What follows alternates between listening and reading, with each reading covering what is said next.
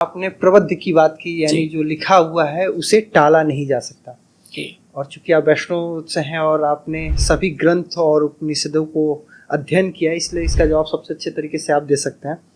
जब राम जी का विवाह हो रहा होगा सीता जी के साथ, तो उनके कुल गुरु थे वशिष्ठ जी, बहुत बड़े ज्योतिष ऋषि, और सीता माँ के भी कुल गुरु थे। उन दोनों ने कुंडली जब देखी होगी तो उसमें कहीं वनवास भी तो दिखा होगा, क्योंकि जो अच्छे ज्योतिषाचार्य हैं वो नक्षत्रों के हिसाब से सेकंडों का गणना कर लेते हैं। तो क्या वो प्रबंध में था या फिर बाद में आया, या उस समय था ही नहीं कुछ ऐसा?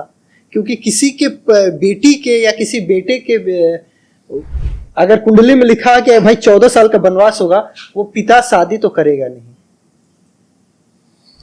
वो पिता अगर सामान्य होगा तो शादी नहीं करेगा, लेकिन वो पिता अगर जनक जैसा होगा तो शादी जरूर करेगा। देखिए, धर्म को ये जो आपने प्रश्न किया, ये बहुत बड़ा प्रश्न है। अक्सर लोग कहते हैं, अरे इतने अगर ज्योतिष सही होता तो फिर सीता को क्या मिला, कुंडली मिला के विवाह किया गया, उसके बाद भी उनको कुछ नहीं मिला। हमारे यहाँ कहावत है 36 गुण राम और सीता जी के मिले थे, लेकिन वो 36 मिनट मतलब कहा जाए महीना भी साथ नहीं रहे। पहले उधर वनवास, फिर उधर वनवास, फिर रावण हर के लेके चला गया, फिर अग्नि परीक्षा, फिर राम जी ने त्याग कर दिया, वनवास में रहना पड़ा, फिर लौ क्यों आए, फिर अग्नि में समाना पड़ा। तो 36 गुण उनके मिले और कहाँ वो साथ रह पाए। हमारे यहाँ भोजपुरी में कहावत है जी। पहले प्रश्न का आपको जवाब दे रहा हूं कि अगर पिता जनक जैसा होगा तो वो ब्याह जरूर करेगा। जनक की पृष्ठभूमि क्या है? जनक महात्मा अष्टावक्र के शिष्य हैं, अष्टांग योग की दीक्षा जिन्होंने ली है, जो समझते हैं। जनक केवल जनक नहीं है, जनक भगवान अष्टावक्र के शिष्य हैं। और अष्टावक्र को समझने के लिए मतलब बहुत बहुत गहरी यात्रा करने की आवश्यकता है, अलग दिशा का ज्ञान है ये। उनका परिचय एक लाइन में आपको बता रहा हूं। राजा जनक का परिचय ये है कि जब भगवान श्री राम को वनवास हुआ, वनवास के बाद जब भरत को पता लगा कि भैया को वन भेज दिया गया, ये तो बड़ा गलत हुआ, मेरी माँ ने गलत किया, तो उन्होंने सबको लेकर जाकर के भगवान राम को वापस लाने के लिए चित्रकूट पहुंच गए। भैया वहां चलो और वहां से वापस ले आते हैं चल करके। जब भरत वापस लेने गए तो भरत के प्रेम में और भरत के प्रश्नों के आगे एक बार को मर्यादा पुरुषोत्तम भगवान श्री राम भी हारने लग गए।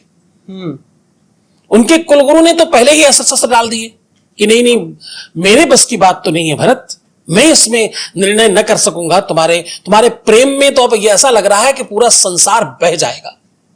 क्योंकि भरत का प्रेम ही इतना अगाध था राम के प्रति। वो कहते अगर किसी को जाना है वनवास तो क्या संकट क्या, मैं जाता हूं, आप यहां रहिए, आप मेरे बड़े भाई हैं। और अथवा साथ ही रहते चारों भाई, क्या दिक्कत है, वनवास ही रहेंगे चारों, 14 वर्ष बाद वापस आएंगे, फिर अयोध्या का राज्य करेंगे, तब तक सारा राज्य बांट देते हैं जनता को, इसमें क्या संकट है, दान तो दे सकते हैं ना। एक वचन अगर दिया जा सकता तो दान क्यों नहीं। इतने प्रश्न थे भरत के कि उसके आगे बड़े से बड़ा मनीषी भी अपने अस्त्र डाल दे। यहां तक कि भगवान राम को भी अब ये लगने लगा कि कहीं ऐसा ना हो कि मुझे भरत की बात मानकर वापस जाना पड़े। ऐसे समय पर राजा जनक ने आकर के मध्यस्थता करी, और ऐसी मध्यस्थता, ऐसा जजमेंट जो पूरी दुनिया में कोई कभी न कर सका, न कर सकेगा।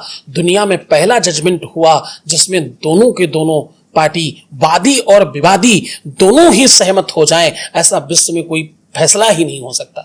ऐसा पहला फैसला जो हुआ, उस फैसले को करने वाले का नाम राजा जनक है। उन्होंने बड़े तरीके से, आप कभी रामायण का वो देखिएगा, रामायण जो रामानंद सागर जी ने जो बनाई, ये मुझे लगता है कि इतना डूब कर बनाया है उन्होंने उस प्रसंगों को। एक एक प्रसंग अपने आप में पुराणों का सार लिए बैठा हुआ है। उसको आप देखिएगा, इस वाले प्रसंग को, जब भगवान राम को, भरत को जनक अपना निर्णय दे रहे होते हैं। सबसे पहले निर्णय में जनक ने कहा, भरत जाओ, तुम जीत गए और राम हार गए, तुम जीते राम हारे। तुम्हारा प्रेम निश्चल है, तुम्हारी बातें बिल्कुल निष्पक्ष सही है, तुमसे नीति में कोई जीत नहीं सकता, प्रेम में कोई जीत नहीं सकता। तुम्हारी विजय हुई और राम हार गए। उठो, राम को गले लगाओ, तुम्हारी जीत हुई। भरत बहुत प्रसन्न हो गए, आगे बढ़े। गले लगाने की तरफ। बोले थोड़ा रुकना, अब जब तुम गले लगाने जा रहे हो तो मैं ये समझता हूं कि तुम्हारा प्रेम भी अगाध होगा राम के लिए। हाँ, तो बोले आगे बढ़ो। एक प्रेमी का भी एक नियम होता है, प्रेम में भी कुछ पद्धतियां हैं, उनका निर्वाहन करना पड़ता है। तो बोले प्रेम की पहली पद्धति है कि सामने वाले से पूछो कि तुम क्या चाहते हो, तुम्हारी जिसमें आगे बढ़ो, अपनी जीत को राम के चरणों में रख दो, फिर राम जो चाहते हैं वो करवाओ उनसे। राम से पूछो तुम क्या चाहते हो भैया, तुम जीत गए, तुम जीते हुए हो, अब आगे बढ़ो, अपनी जीत को इनके चरणों में रख दो, अब इनसे पूछो कि तुम क्या चाहते हो। जिसमें ये प्रसन्न हो जाए, एक प्रेमी की प्रसन्नता से बड़ा प्रेम दुनिया में कुछ नहीं होता। आगे बढ़ो, इनके चरणों में ये जीत रखो, अब इनसे पूछो ये क्या चाहते हैं। ये जो चाहे उसे खुशी खुशी स्वीकार कर लो। ये प्रेम की विधि है, ये प्रेम की परंपरा है जिसे तुम्हें निर्वाहन करना है। जीत तो तुम गए। अब देखिए, न भरत कुछ कह पाए, न राम को हारना पड़ा, दोनों ही प्रसन्नता से। अंत में भरत ने बस इतना कहा, भैया तुम बहुत निर्मोही हो, लेकिन तुम जो करने जा रहे हो करो, अपनी खड़ाऊ मुझे केवल दे दो, मैं इसे ले जाकर के राज्य करूंगा 14 वर्ष। इतना मार्मिक दृष्टांत है। ऐसा निर्णय करने वाले का नाम राजा जनक है। इसलिए अगर जनक की लाडली है तो वो जरूर ब्याह करेंगे, वो जानकर, वो समझकर। अब दूसरे प्रश्न का आपको जवाब दे रहा हूं। आपने कहा कि जब 36 के 36 गुण ही 36 ही होते हैं, इसकी भी परंपरा है। 8 प्रकार के गुण हैं, वर्ण से लेकर नाड़ी तक, और 8 की उनके नंबर है। पहले का 1, दूसरे का 2, तीसरे के 3, चौथे के 4, पांचवें के 5, ऐसे क्रम से 8। अब ये 1 से लेके 8 तक के नंबर लिखो और कैलकुलेट करो तो 36 हो जाएगा। तो संकट सीधा सीधा है कि नंबर 36 यहां से आए। अब 36 के 36 जिसके मिले उसके बाद भी ये इतना सारा दुख, इतनी सारी तकलीफें क्यों? तो भैया सबसे पहले आपको ये समझना होगा सुख और दुख होता क्या है। सुख और दुख एक मान्यता मात्र है। सुख और दुख कुछ नहीं होता। ये क्या है? मान्यता है, फीलिंग है तुम्हारी कि तुम दुखी हो और तुम सुखी हो। एक आदमी किसान है या मजदूर है, वो सड़क पर खूब मेहनत कर रहा है, पसीना बहा रहा है, उसे लगता है ये दुख है।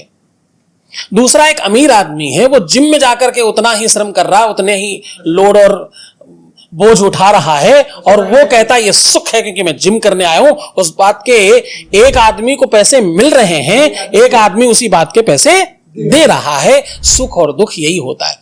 एक वो व्यक्ति है जो धूप में, खूब गर्मी में बाहर खड़े होकर के काम कर रहा है, पसीना बहा रहा, परेशान हो रहा है, बार बार अपने कर्म को, अपनी भाग्य को कोस रहा है, हाय मेरे जीवन में कितने दुख आ गए। और दूसरा एक कमरे के अंदर अपने आप को बंद करके टेम्परेचर बढ़ा करके बैठा है, उतनी ही हीट बढ़ाई जा रही है, उसके शरीर से पसीना निकल रहा है, सोना बात क्यों जी क्या करते हैं वो कहता है ये सुख है, इस बात के वो पैसे दे रहा है। सुख और दुख।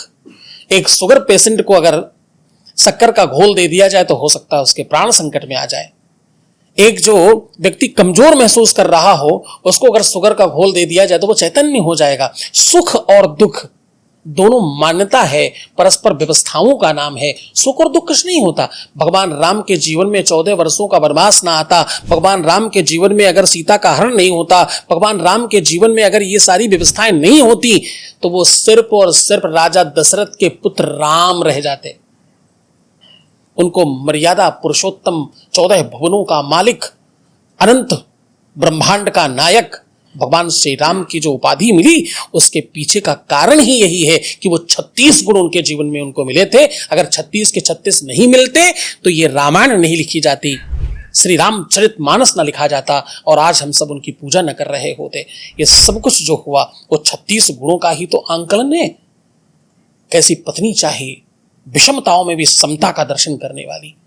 अंत तक जब लवकुश को जन्म दिया उन्होंने, तब भी लवकुश को अपने पिता के लिए भगवान बताया कि तुम्हारे पिता भगवान हैं। पहली रामायण किसने गाई? लवकुश ने गाई। अपने पिता की हम कथा सुनाते। तो आप चिंतन देखिए कि आपके 36 के 36 गुण नहीं मिलते तो क्या पत्नी ऐसी हो सकती थी? क्या ऐसी पत्नी इतनी विषमताओं के बाद